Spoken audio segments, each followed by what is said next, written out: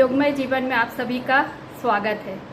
कल whisper company का एक न्यू एड देखा जिसमें कि छोटी छोटी बच्चियों को दिखाया गया था और उनके माध्यम से पीरियड्स आने पर किस तरीके की समस्याएं आती या उनके मन में क्या सवाल होते, इन सबको उन बच्चियों के माध्यम से दिखाया गया कि किस तरीके की उनके मन में शंकाएं उत्पन्न होती हैं जब वे पहली बार पीरियड से गुजरती हैं। तो उस विज्ञापन का उद्देश्य तो बहुत अच्छा है कि अवेयर किया जाए बच्चियों को और जानकारी दी जाए, उनकी जो समस्याएं हैं, जो उनके शंकाएं हैं, प्रश्न है, उनका समाधान उन्हीं के माध्यम से किया जाए। परंतु कहीं ना कहीं मन में उन छोटी छोटी बच्चियों को देख के कुछ थोड़ा सा खराब लगा कि किस तरीके से जो है पीरियड्स की उम्र कम होते होते घटते घटते आज इस लेवल पे पहुंच गई कि 8 या 9 साल की नन्ही नन्ही मासूम अबोध बच्चियों को जो है पीरियड्स के बारे में जानकारी देनी पड़ रही है। तो ये चीज़ देख के थोड़ा सा खराब लगता है कि कहाँ 14-15 साल की उम्र में जो है लड़कियां इस का सामना करती थी और अब इतनी सी कम उम्र में, मतलब 8 साल 9 साल क्या उम्र होती है, बहुत ही नाजुक अवस्था होती है, एकदम अल्हड़पन की, खेलने कूदने की उम्र, बेफिक्री की उम्र, निश्चिंत होके जो है अपने बचपन को बिताने की उम्र।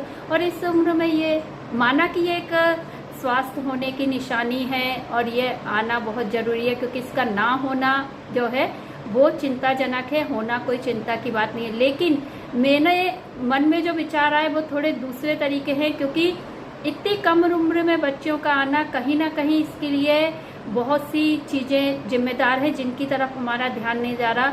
जो फास्ट फूड, जंक फूड बच्चियां खा रही हैं, जो कोल्ड ड्रिंक्स बच्चियां पी रही हैं और जिस तरीके की लाइफ स्टाइल आजकल की बच्चियां जो है अपना रही हैं और जो माहौल है, ये सब कहीं ना कहीं उनको इतनी जल्दी पीरियड्स आने के लिए जो है प्रेरित कर रहा है। तो थोड़ा सा हमें इस पे भी कंट्रोल करने की ज़रूरत है। और इसके जो दूसरे साइड इफेक्ट है वो बहुत ही ज़्यादा खतरनाक है, जिसकी तरफ अभी लोगों का ध्यान ही नहीं जा रहा। क्योंकि यदि आप इस विषय में बात करें तो वो कहेंगे ठीक है 8 साल में 9 साल में आ रहा, लेकिन नहीं।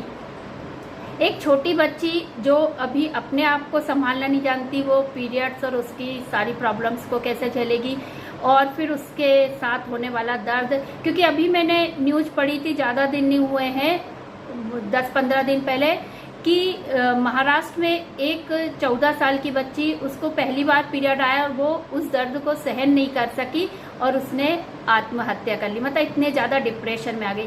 तो ये भी उसका एक पहलू है कि इन छोटी बच्चियों के साथ जब ये चीज़ होगी तो जाहिर सी बात है कि कहीं ना कहीं पेन भी होगा। और हर कोई इसको, हम कितना भी उससे अपेयर करें या समझाएं, तो इस चीज़ को संभाल पाना सबके लिए जो है आसान नहीं है।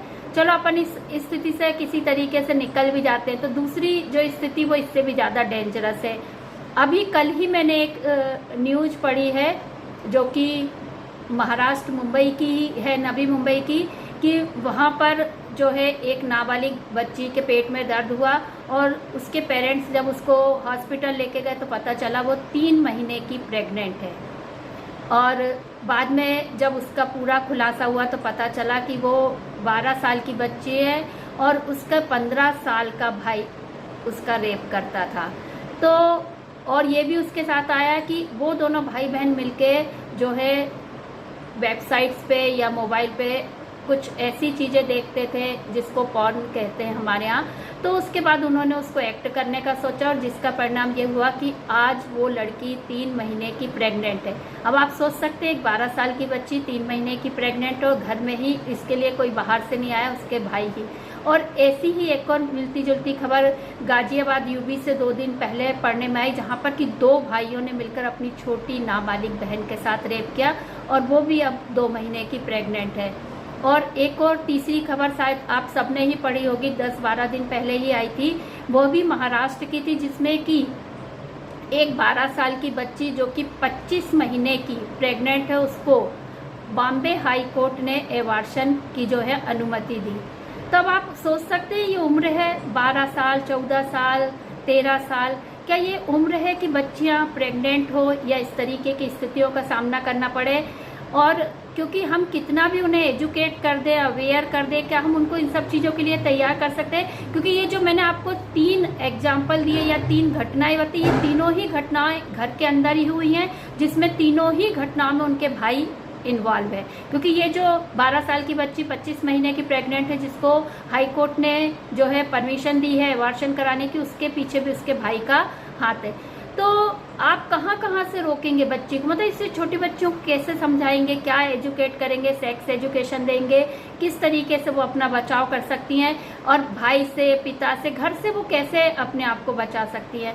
तो ये सब चीज़ें कहीं ना कहीं हमको जो है सोचने को मजबूर करती हैं कि हम विज्ञापन देख रहे हैं, छोटी छोटी बच्चियों को देख रहे हैं, विज्ञापन बनाने वालों को जो है दिखाई दे रहा है कि चलो इस उम्र में बच्ची या जो है पीरियड से आ रही है तो उनको थोड़ा सा अवेयर किया जाए। लेकिन आप कितना अवेयर करेंगे? मासूमियत को आप कितना समझाएंगे? क्योंकि आप कितना भी कुछ कह लें, ब्रेन का डेवलपमेंट उतना नहीं होता, शरीर का विकास फिर भी हो जाए। क्योंकि पीरियड से केवल जो है बच्चियों का ये ही नहीं है कि स्वास्थ्य संबंधी है, कि इससे उसके शारीरिक और मेंटली बहुत सारे जो है चेंजेस भी जुड़े हुए हैं, उनमें बहुत सारे बदलाव आते हैं आफ्टर पीरियड। और सबसे बड़ा खतरा जो मैंने आपको बताया ये उनके साथ जुड़ जाता है, क्योंकि कहीं ना कहीं पीरियड का आना ये भी इंडिकेट करता है कि अब वह लड़की प्रेगनेंसी के लिए रेडी है। तो ऐसी बच्चियों के लिए हम किस तरीके के समाधान निकाल सकते, किस तरीके से उन्हें घर में और बाहर बचा सकते, ये थोड़ा सा हमें सोचने की जरूरत है। क्योंकि उम्र तो पीरियड की घट चुकी है, अब उस पर हमको कैसे जो है बंदिशें लगाना या किस तरीके से हमें इन सारी घटनाओं से अपनी बच्चियों को रोकना, ये सोचने की जरूरत है। ये विचारणीय है और सभी लोग इस पे विचार करें। योगमय जीवन के माध्यम से आज मैं यह चिंता आप सबके सामने रख रही हूँ।